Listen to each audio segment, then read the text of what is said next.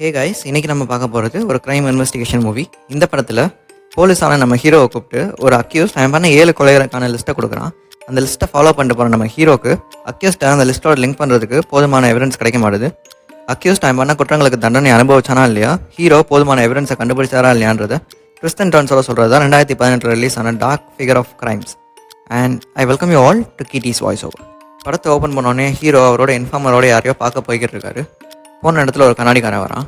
அந்த கண்ணாடியை பார்த்தோன்னே ஹீரோ சொல்கிறா, என்ன ஏன் பார்க்கணுன்னு சொன்னேன் அப்படின்னு கேட்குறாரு. அதுக்கு அந்த கண்ணாடி, நான் 7 வருஷத்துக்கு முன்னாடி ஒரு கொலை பண்ணிட்டேன், நான் அதை பற்றி நான் உங்ககிட்ட சொல்லணும் அப்படின்னு சொல்கிறான்.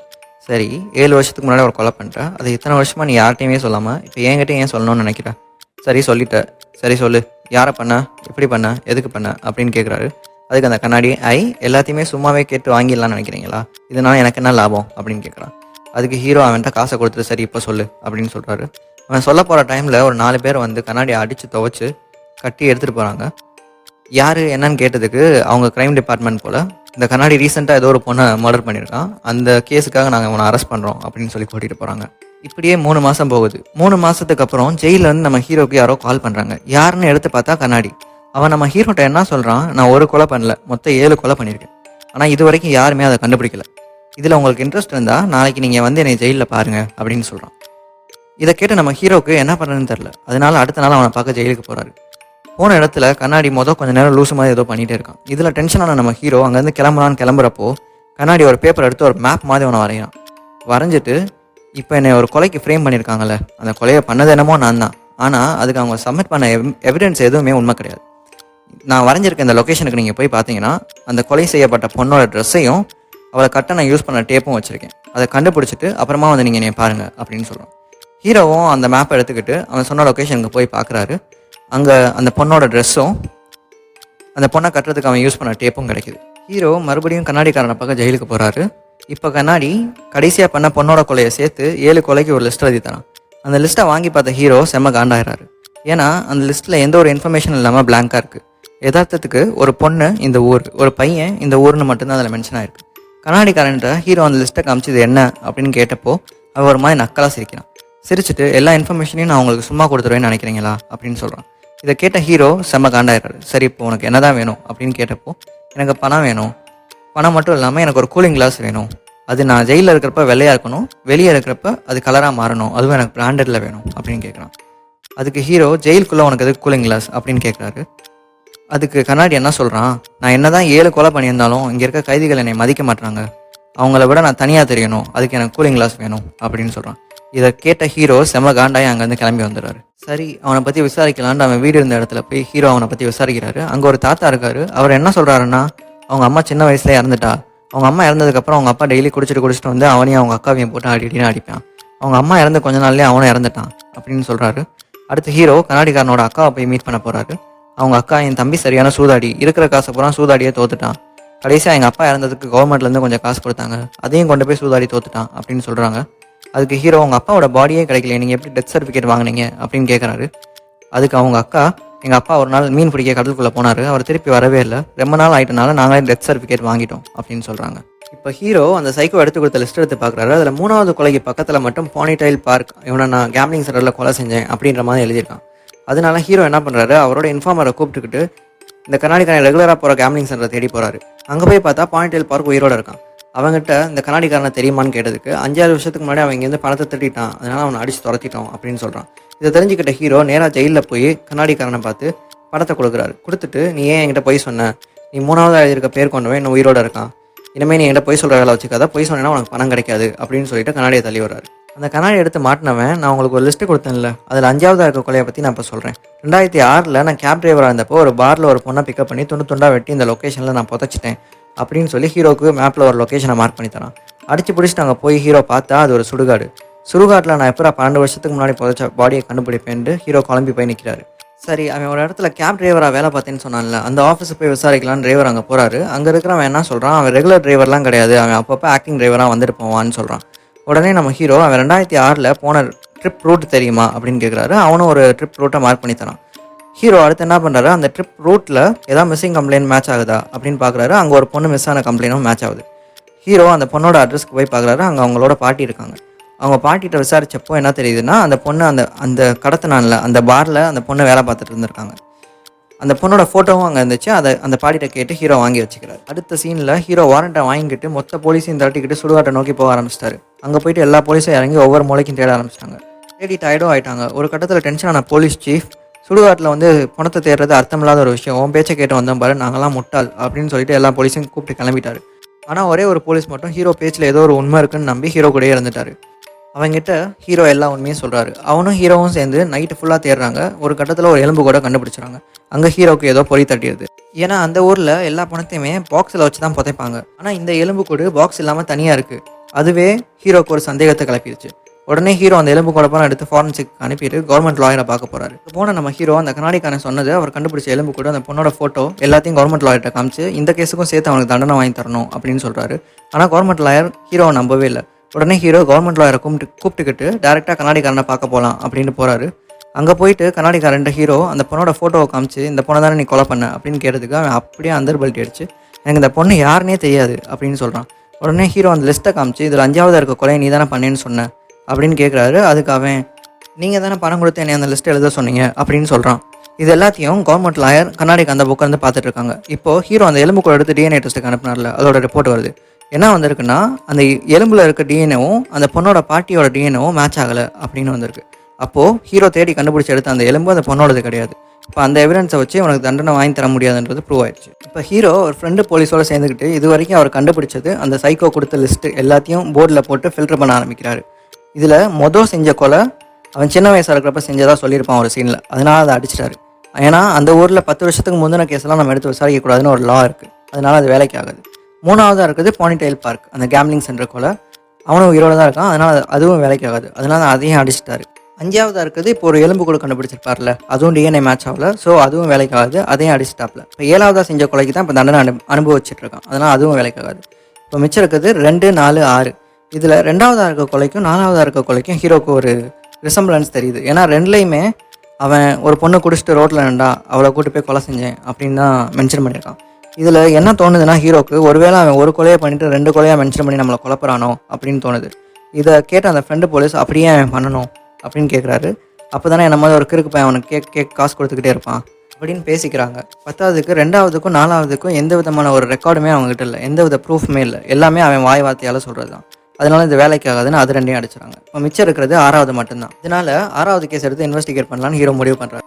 ஹீரோ இந்த 6வது கொலையை ஏன் சூஸ் பண்ணுறாருன்னா, மற்ற எல்லா கொலையிலையுமே துண்டாக வெட்டினேன், கடலில் போட்டேன், புதைச்சிட்டேன், இந்த மாதிரி தான் சொல்லியிருப்பான். ஆனால் 6வது கொலை மட்டும் கத்தியால் குத்தி பில்டிங்கில் போட்டு எரிச்சிட்டேன் அப்படின்னு சொல்லியிருப்பான்.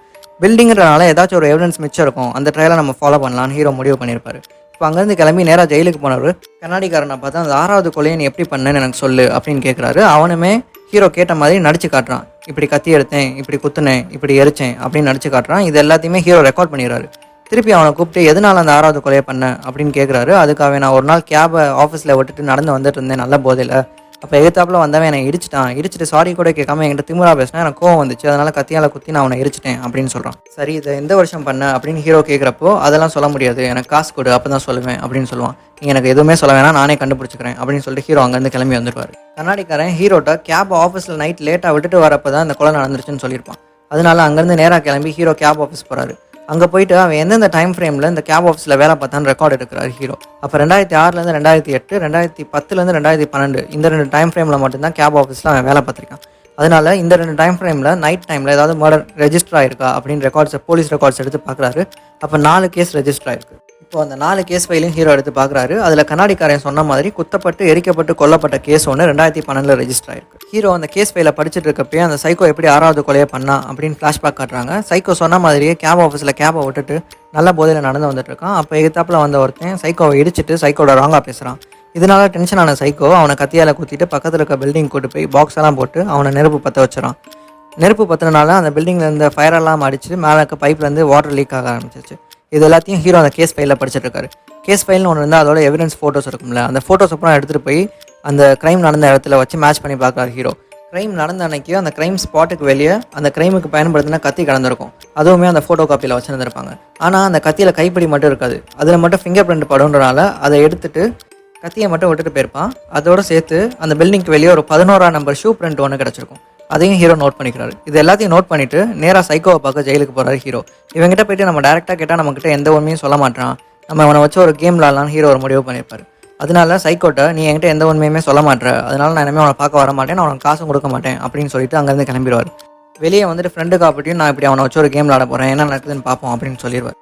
அப்புறம் கொஞ்ச நாளைக்கு அந்த கண்ணாடிக்காரனை பார்க்க ஹீரோ போகவே இல்லை. அதனால கண்ணாடிக்காரனுக்கு காசும் கிடைக்கவே இல்லை. இதனால கிறுக்காயிடுறான் அவன்.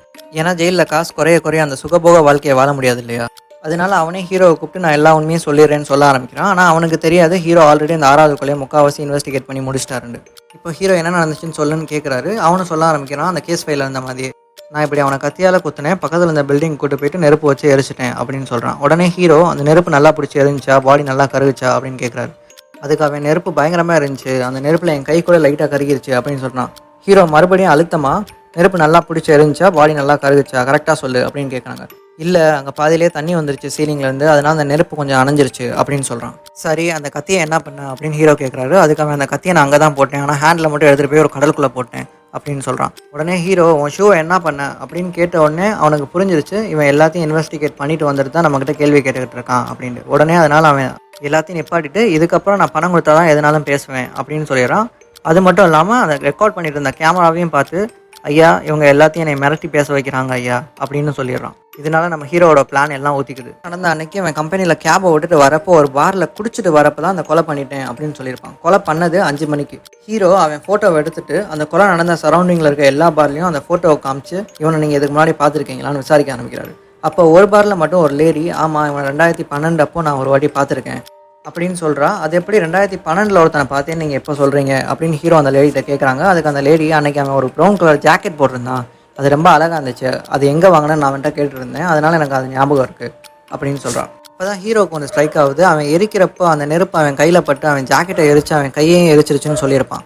இவனே ஒரு மானங்கட்டவன், இவன் ஜாக்கெட் எரிஞ்சிருந்தால் தூக்கியாக போட்டிருப்பான், கண்டிப்பாக எங்கேயாவது சரி பண்ண தான் கொடுத்துருக்கணும் அப்படின்னு சொல்லிட்டு அந்த லொக்கேஷனை சுற்றி இருக்கிற எல்லா ஜாக்கெட் ரிப்பேர் பண்ணுற கடையிலையும் இன்வெஸ்டிகேஷன் ஆரம்பிச்சிருப்பாரு ஹீரோ. அப்போ ஒரு கடையை கண்டுபிடிப்பார். அந்த கடையில் ஒருத்தன் ஜாக்கெட்டை சரி பண்ண கொடுத்துருப்பான், ஆனால் திருப்பி அதை ரிட்டர்ன் வாங்க வந்திருக்கவே மாட்டான். அந்த ஜாக்கெட்டில் கரெக்டாக கை முட்டியில் அந்த எல்போவில் ஃபயர் ஆக்சிடென்ட் ஆன மாதிரி ஒரு காயம் போட்டிருக்கு, அதை அவங்க சரி பண்ணியிருக்காங்க. ஆனால் கொலை நடந்த 6 வருஷம் ஆகுதுல்ல, அதனால் அந்த கடைக்காரனுக்கு அந்த சைக்கோட மூஞ்சி ஞாபகம் இல்லை. இருந்தாலும் பரவாயில்லன்ட்டு இருக்கிற எவிடன்ஸை பூரா கேதர் பண்ணி சைக்கோவை ஜட்ஜு முன்னாடி கூட்டு போய் உட்கார வைக்கிறாங்க. சைக்கோட ஷூ சைஸ் 11, அந்த க்ரைம் ஸ்பாட்டில் கிடைச்ச ஷூவோட சைஸும் 11. அந்த பார் ஓனர் பொம்பளையை கூப்பிட்டு வந்திருப்பாங்க, அவளும் வந்து சாட்சி சொல்லிடுவா 3 நாள் இவன் பாரில் உட்காந்து நல்லா மொடா குடி குடிச்சாண்டு. அந்த டெய்லரையும் கூட்டு வந்திருப்பாங்க. அவன் என்ன சொல்லுவான்னா என்கிட்ட வந்து ஒருத்தன் கோட்டை சரி பண்ண கொடுத்தான், ஆனால் அது இவன் தானா எனக்கு சரியாக தெரியல, ரொம்ப வருஷம் ஆயிடுச்சு, எனக்கு வயசாயிருச்சு அப்படின்னு சொல்லிடுவான். இதெல்லாம் இப்படி நல்லா போயிட்டு இருக்கப்போ சைக்கோக்கு ஆதரவாக ஒரு வக்கீல் பேசிக்கிட்டு இருப்பான். அவன் என்ன பண்ணிடுவான், சைக்கோ கிட்ட போயிட்டு ஹீரோ உங்ககிட்ட வாக்குமூலம் வாங்க காசு கொடுத்தாரா அப்படின்னு கேட்பான். அவனும் ஆமான்னு சொல்லுவான். ஆனால் ஹீரோ என்னமோ அவன் காசு கொடுத்தா தான் உண்மையாக சொல்லுவான்றனால தான் காசு கொடுத்துருப்பாரு. ஆனால் இதை அவன் அப்படியே ட்விஸ்ட் பண்ணி ஹீரோ என் கட்சிக்காரரை இந்த குற்றத்தை ஒத்துக்க சொல்லி காசு கொடுத்துருக்காரு, அப்போ தான் அவருக்கு ப்ரொமோஷன் கிடைக்கும் அப்படின்னு சொல்லி ட்விஸ்ட் பண்ணி விட்டுருவான். இது எல்லாத்தையும் அந்த கோர்ட்டில் இருக்கவங்க நம்பிடுவாங்க. அதனால இந்த சைக்கோ மேலே சுமற்றப்பட்ட 6வது கொலைக்கான பழியை கோர்ட் தள்ளுபடி பண்ணிடுவாங்க, ஹீரோவையும் ட்ரான்ஸ்ஃபர் பண்ணிடுவாங்க. இதெல்லாம் முடிச்சு இந்த சைக்கோ வெளியே போகிறப்ப ப்ரெஸ்காரங்களை பார்த்து உண்மை ஜெயிச்சது நியாயம் ஜெயிச்சதுன்னு பெரிய தியாகி மாதிரி பேட்டி வேற கொடுத்துட்ருப்பான். இப்போ ஹீரோ எதாச்சியாக ஆஃபீஸில் இருக்கிறப்போ அந்த பழைய ரெக்கார்ட்ஸ் அப்புறம் எடுத்து பார்க்குறாரு. அப்போ இந்த 5வது கொலைக்கான எலும்பு கூட ஒன்று கண்டுபிடிச்சிருப்பாங்கல்ல, அதையும் அந்த டிஎன்ஏ ரிப்போர்ட்டையும் பார்த்துட்டு இருப்பாரு. அந்த எலும்பு கூட கண்டுபிடிச்ச இடத்துல டி ஷேப்பில் நடுவில் ஏதோ ஒன்று இருக்கும். அது என்னன்னு விசாரிச்சு பார்க்குறப்ப தான் அது ஒரு பர்த் கண்ட்ரோல் டிவைஸ்னு ஹீரோக்கு தெரியும். 2005வது வருஷம் தான் லான்ச் பண்ணுறாங்க. இந்த எலும்பு கூட டிஎன்ஏ டெஸ்ட் பண்ணியிருப்பாங்க இல்லையா, அது வந்து 2006 தான் அவங்க இறந்தாங்க அப்படின்னு ரெக்கார்ட்ஸ் இருக்கும். அப்போது அந்த 2005லேருந்து 6க்குள்ளே இந்த டிவைஸை யாரெல்லாம் வாங்கினாங்க அப்படின்னு ஒரு ரெக்கார்ட்ஸ் எடுக்கிறாரு. அதில் யார் மிஸ் ஆகுறான்னு செக் பண்ணி பார்க்குறாரு. அதில் ஒரு பொண்ணு கிளிக் ஆகுது. இந்த பொண்ணோட கால் ஹிஸ்ட்ரி எடுத்து செக் பண்ணி பார்க்குறாரு. அப்போ சைக்கோவோட அக்கா நம்பர்லேருந்து அந்த பொண்ணுக்கு நிறையா கால் வந்திருக்கு. அந்த பொண்ணு மிஸ் ஆன கம்ப்ளைண்ட் ஃபைல் ஆனப்பே சைக்கோ ரொட்டீன் செக்கப் மாதிரி கூப்பிட்டு விசாரிச்சு அனுப்பியிருப்பாங்க. அது ஒரு மிஸ்ஸிங் கேஸுன்றனால சும்மா லைட்டாக மட்டும் விசாரிச்சு அனுப்பியிருப்பாங்க. கால் ஹிஸ்ட்ரியில் ஹீரோ இன்னொரு பேர் ஒன்று நோட் பண்ணுவார். அந்த பேர் யாரோடதுன்னா ஹீரோவோட இன்ஃபார்மர் அவனோட ஃப்ரெண்டு ஒருத்தன் மூலியமாக தான் சைக்கோ பழக்கம் அப்படின்னு சொல்லியிருப்பான். அந்த இன்ஃபார்மரோட ஃப்ரெண்டோட பேர் தான் அது. இப்போ ஹீரோ அந்த இன்ஃபார்மரை கூப்பிட்டு அந்த இன்ஃபார்மரோட ஃப்ரெண்டை போய் பார்க்க போகிறாரு. போன இடத்துல தான் அந்த சைக்கோக்கு ஒரு லவ்வர் இருந்தது அவருக்கு தெரிய வருது. அந்த கேர்ள் ஃப்ரெண்டோட பேர் என்னன்னு ஹீரோ கேட்க இப்போ இறந்துட்டு தான் ஒரு எலும்பு கூட ஒன்று கண்டுபிடிச்சிருக்காங்கல்ல, அது அந்த பொண்ணோடது தான் தெரிய வருது. ஹீரோ அடுத்து அந்த பொண்ணோட ஃப்ரெண்டை போய் பார்க்க போயிருப்பாங்க. அங்கே போய் பார்த்துட்டு அந்த பொண்ணுகிட்ட இப்படி சைக்கோவும் அந்த பொண்ணும் ரிலேஷன்ஷிப்பில் இருந்தாங்களா அப்படின்னு கேட்பாரு. அதுக்கு அந்த பொண்ணும் ஆமாம் அவங்க 2 பேரும் ரிலேஷன்ஷிப்பில் இருந்தாங்க, ஆனால் நிறையா சண்டை போட்டுக்குவாங்க அப்படின்னு சொல்லுவாங்க. அடுத்த ஹீரோ இவங்க அடிக்கடி எங்கே மீட் பண்ணுவாங்க அப்படின்னு அந்த பொண்ணுகிட்ட கேட்பாரு. அதுக்கு அந்த பொண்ணு ஒரு பாரோட பேர் சொல்லும். அந்த பார் எதுனா, இவன் அந்த லிஸ்ட்டில் 2வது கொலையை அவனை மென்ஷன் பண்ணியிருப்பான்ல, அதில் ஒரு பொண்ணை ஒரு பார்லேருந்து பிக்கப் பண்ணேன்னு சொல்லியிருப்பான்ல, அந்த பாரோட பேர். வேறு ஏதாச்சும் இன்ஃபர்மேஷன் தெரியுமான்னு ஹீரோ அந்த பொண்ணுகிட்ட கேட்டுருப்பாரு. அப்போ அந்த பொண்ணு கொலை செய்யப்பட்ட பொண்ணுக்கு அந்த டைமில் ஒரு சின்ன பையன் ஒருத்தர் இருந்தான், இப்போ அவன் வளர்ந்துருப்பான் அப்படின்னு சொல்லுது. ஹீரோ இப்போ அடுத்து அந்த பையனை பார்க்க கிளம்பிட்டாரு. அவன்கிட்ட போய் ஹீரோ என்ன நடந்துச்சுன்னு கேட்குறப்போ, அவன் சின்ன பையனாக இருக்கிறப்போ அவங்க அம்மா அந்த சைக்கோவோட சேர்ந்து நைட்டு வெளியே போயிட்டு வரேன் அப்படின்னு சொல்லி கேப்பில் எங்கேயோ போயிருக்கா. போகிற வழியில் அவங்க அம்மா சைக்கோட்ட என் பையன் வளர்ந்துட்டான், அதனால் நம்ம இனிமேல் பார்த்துக்க வேணாம், இதோட நிப்பாட்டிக்கலாம் அப்படின்னு சொன்னோன்னே இதை கேட்ட சைக்கோ அந்த பொண்ணை தனியாக கூட்டு போய் கண்டந்தொண்டமாக வெட்டி 2 பேக்கில் பேக் பண்ணியிருக்கான். ஒன்றை தூக்கி கடலில் போட்டிருக்கான், இன்னொன்று ஹீரோ எலும்பு கூட கண்டுபிடிச்சார்ல அந்த இடத்துல புதைச்சிருக்கான். ஆக ஹீரோ கண்டுபிடிச்சது பாதி பார்ட்ஸ் தான். இப்போ இது உங்களுக்கு நல்லா புரியுதா? ஹீரோ ஒரு சீனில் கெஸ் பண்ணியிருப்பார்ல 2வது கொலையும் 4வது கொலையும் ஒரே மாதிரி இருக்குன்னு.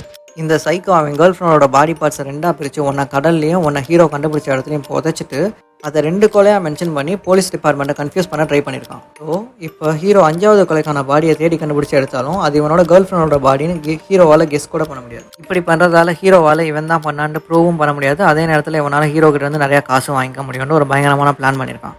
இது எல்லாத்தையும் காரில் வரப்போ ஹீரோ யோசிச்சுக்கிட்டே வராரு. இவருக்கு எல்லாமே கிளியர் ஆயிடுது. இப்போது இவருக்கு இன்னொன்று ஸ்ட்ரைக் ஆகுது. இவன் ஃபஸ்ட்டு கொலை பண்ணேன், ஒரு 50 வயசு ஆளை கொலை பண்ணேன்னு சொல்லியிருப்பான்ல. இவர் இந்த சைக்கோவை பற்றி வீட்டு பக்கத்தில் விசாரிக்கிறப்போ அந்த வயசான கிழமை ஒருத்தர் இவங்க அப்பா இவன் சின்ன வயசாக இருக்கிறப்ப குடிச்சிட்டு வந்து இவனை அடின்னு அடிப்பார்னு சொல்லியிருப்பாரு. ஞாபகம் இருக்கா?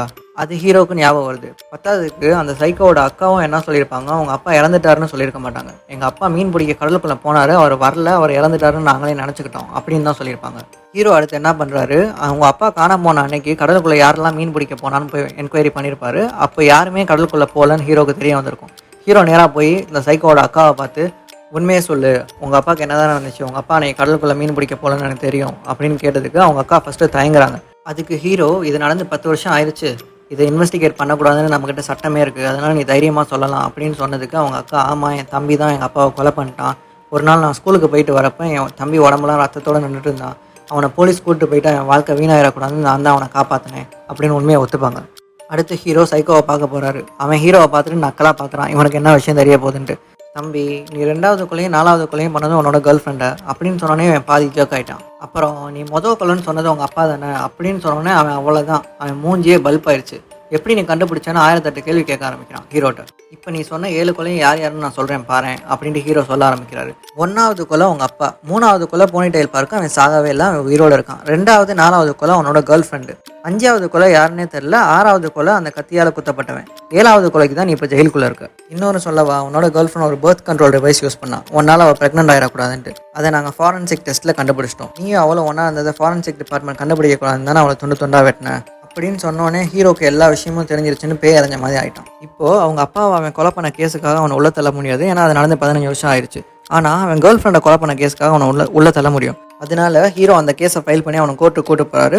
கோர்ட்டில் அந்த கேர்ள் ஃப்ரெண்டோட பையனையும் கூட்டு வந்து வச்சிருக்காங்க. அவனும் சாட்சி கொண்டு ஏறி சாட்சி சொல்லிடுறான், இவங்க கூட தான் எங்கள் அம்மா கடைசியாக வெளியே போனாங்க அப்படின்ட்டு. ஹீரோவும் அவர் கண்டுபிடிச்ச எவிடன்ஸை இவன் துண்டு கேர்ள் ஃப்ரெண்டை வெட்டி கடலில் ஒன்று போட்டது, அவனை புதைச்சது, அந்த பர்த் கண்ட்ரோல் டிவைஸ் எல்லாத்தையும் ப்ரூவ் பண்ணிடுறாரு. இது எல்லாத்தையும் பார்த்து ஜட்ஜு நீ சாகிற வரைக்கும் ஜெயிலே கடடா அப்படின்னு சைக்கோக்கு தண்டனை கொடுத்து ஜெயிலுக்கு அனுப்பிடுறாரு. அப்புறம் ஒன்று சொல்ல மறந்துட்டேங்க, இது ஒரு ரியல் லைஃப் இன்சிடென்ட்டை பேஸ் பண்ணி எடுக்கப்பட்ட கதை. இந்த 5வது கொலை யாரு, ஒருவேளை இந்த சைக்கோ ஃபஸ்ட்டு சொன்ன அந்த பொண்ணோட கொலை தானா அப்படின்னு இந்த டிடெக்டிவ் கடைசி வரைக்கும் தேடிக்கிட்டே இருந்திருக்காரு.